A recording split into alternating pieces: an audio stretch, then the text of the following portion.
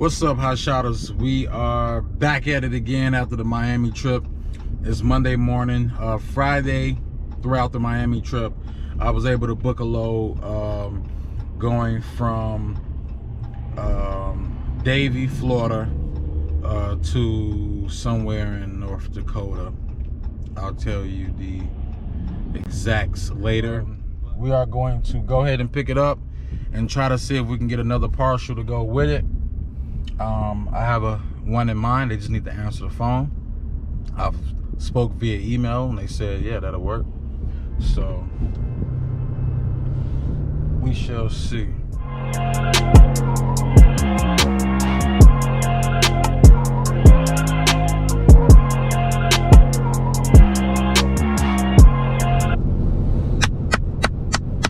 Okay, Hotshotters. Get some good information right here, man.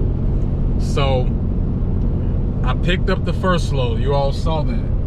With the second load, what I thought would be, I can't even talk. What I thought would be my second load, they never really came through for me. Like, he was taking forever and a day to hit me back. I called a couple times. They said, you know, yeah, we're just waiting to hear back from the dealer, blah, blah. I kind of feel like it was because my MC is a newer MC and younger than 90 days. And the reason I feel like that especially is because I called on a second load, because at a certain point in time, like I've been calling since 7 a.m. this morning. And, you know, talk to one person, then talk to the actual guy who I emailed with, and point blank period, they were giving me the runaround. So I said in my head, when my break got close to getting, that I would just, I was going to be looking for more loads. So I started looking for more loads right before my break. And then I went on my break, and man, I was getting turned down back to back to back. You would have thought I was Jordan in '96, but the opposite version. Like, they was not rocking with me. So I know to some of you all are aware of this, but to some of you newbies, if your MC is younger than 90 days, and one person even told me 6 months, either way, however many damn days it is, they won't mess with you. They'll just give you, they'll just cut you off, no conversation, or they'll give you the runaround. I think it's just easier to say, hey man, your MC is too young. Hit us up when you know, you get a little bit more seasoned. This was the first adversity I faced in the business, and it felt kind of good. It felt kind of good, because it's like, I know nothing's easy. I know this job, company, business won't be easy. But the bigger thing about it is I work for myself. I get to drive myself crazy. I don't have to have anyone else driving me crazy. So anyway, moral of the story is, man, I stuck with it. And my mentors already had told me that. So that's why I'm telling you all, don't get discouraged when you get turned down, and it might be back to back to back to back. Just got to keep going. And I was, you know, and I knew this already, but with them confirming this as well, you know, I already had it in my head at one point in time in this newer stage of my business, I'm going to be turned down a lot, because my MC is still young. My MC, for all of the newbies, again, I just want to make things clear, is my authority, my motor carrier authority. That's what you need in order to have the authority to carry freight. So either way, man, more of the story, keep pushing to all the newbies out there. Keep pushing, keep pushing.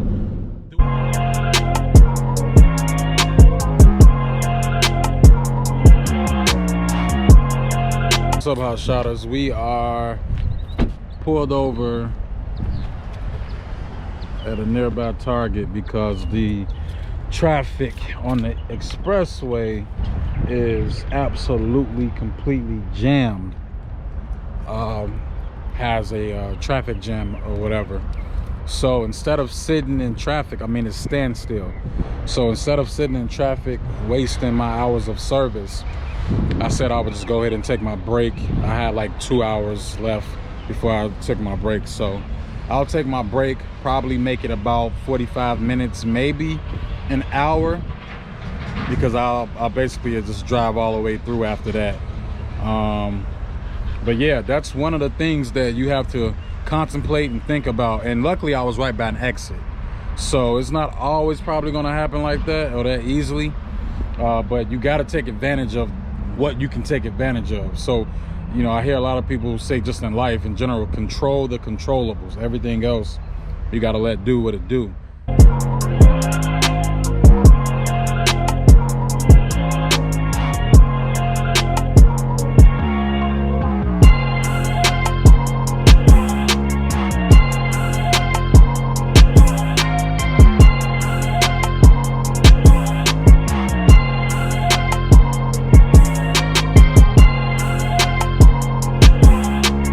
What's up, Hotshoters? I'm tired as hell.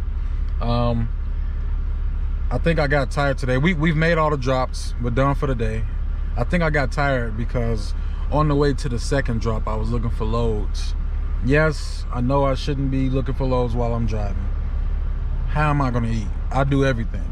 So forgive me for trying to multitask. I try to be as safe as possible, trust me. But I say all that to say, I got tired as hell when I was looking for loads, because I got a load going to, that I'm picking up in the morning, going to Cornelius, Oregon, and I could not find any loads to go on along with that load, you know. And it was getting frustrating. It's okay. I mean, it's not that I was calling them. I couldn't find it. It was nothing in my opinion that was worth it. So I ended up booking something that's coming out of my drop-off spot, going across country, that's paying okay. It's paying decent, you know. I'm gonna try to add some on to that, but I was tired. It's made me tired. And I say all that to say, just keep pushing. I'm gonna find another load, and when I do, I'm gonna tell y'all about it, and I'm gonna show y'all to let you know that this is possible. You just gotta put a little, you know, work in. Everything requires work. Nothing that's worth it comes easy. So when I booked this load, I saw that it was 12 feet long, or 16 actually, but I didn't see the height. And then the broker agent called me back and was like, just wanted to make sure you saw the height was 11 feet tall. I'm not sure how tall your trailer is. So we did the math, and she's like, oh no, you'll be good. It's about 32 inches, you know, basically 2 feet in, you know, almost 3 feet. And then once it gets on there. So I was like, cool. Later that night, I ran it across my friend who's been hot-shotting, and he was like, if it was me, I would cancel that load, man, because it's cutting it close. And I knew it was cutting it close, especially if we're doing the eastern states. Now, I'm out west. I'm currently in Bismarck, North Dakota.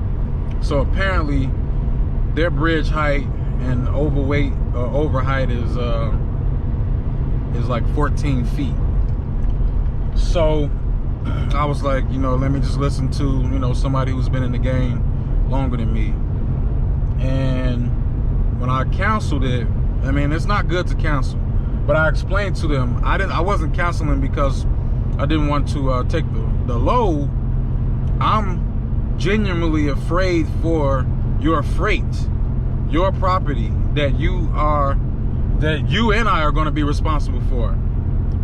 So, you know, they weren't too happy. And then, you know, we spoke this morning, and, you know, he was telling me about how it's different in the western states and that he's comfortable with it. And I told him, you know, if you're comfortable with it, let's do it. You know, I don't want you to think I'm unprofessional or anything, but let's do it. I don't want to have an accident under a bridge. I don't want to damage your freight, you know. So he's like, no, trust me, it's going to be good, blah, blah, blah.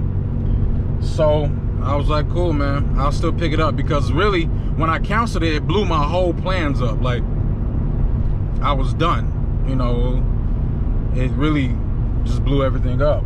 So I'm happy to take it. So anyway, we're on the way to go get it.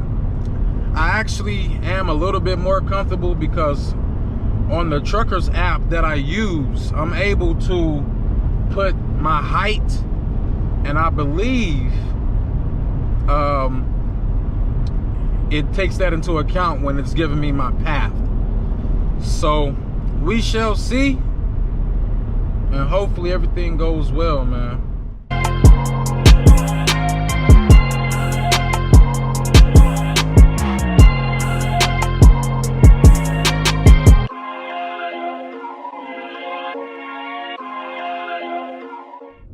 What's up, Hotshotters?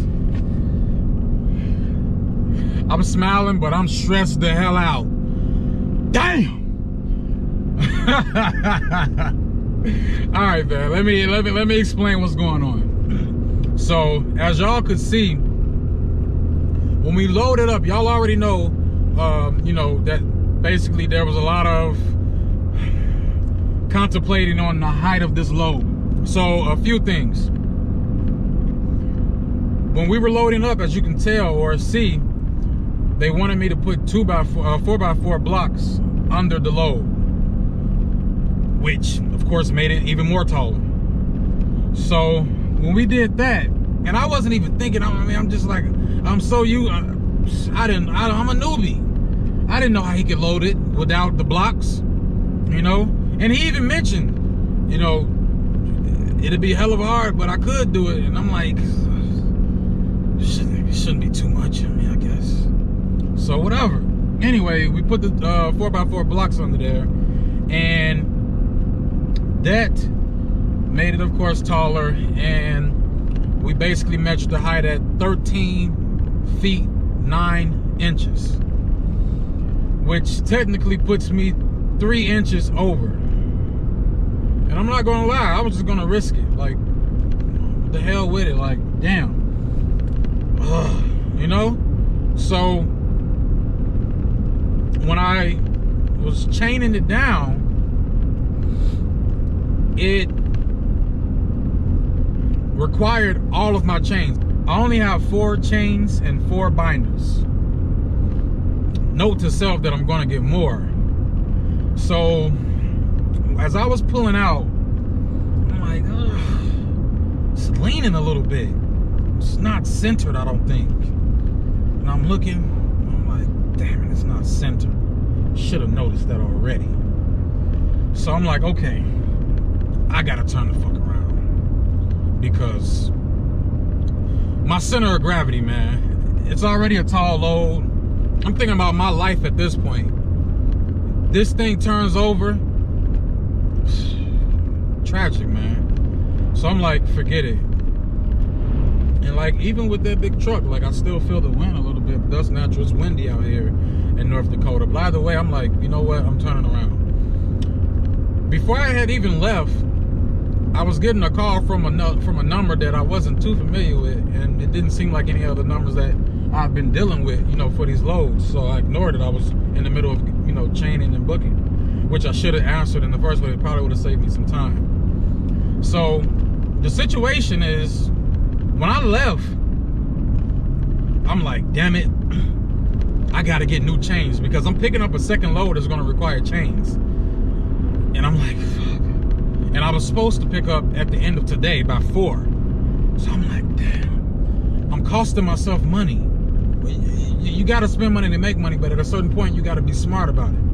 And I'm like, damn it, I'm costing myself money. So that, and I need to get fuel, which I still do. So I'm like, I have to bite the bullet and say, if I'm late for that second pickup, or if I miss it, I just miss it. I can't risk my life. So I go back, and as I'm going back, remember I told you someone was calling me that I didn't recognize the number. So whenever a person gets 2 calls kind of back to back, you're like, damn it, let me pick up, see the other, what's going on. I pick up, it's the broker for this load. So she's like, hey Sean, I'm seeing that they sent me pictures, and I'm seeing that you all put 4x4s under there.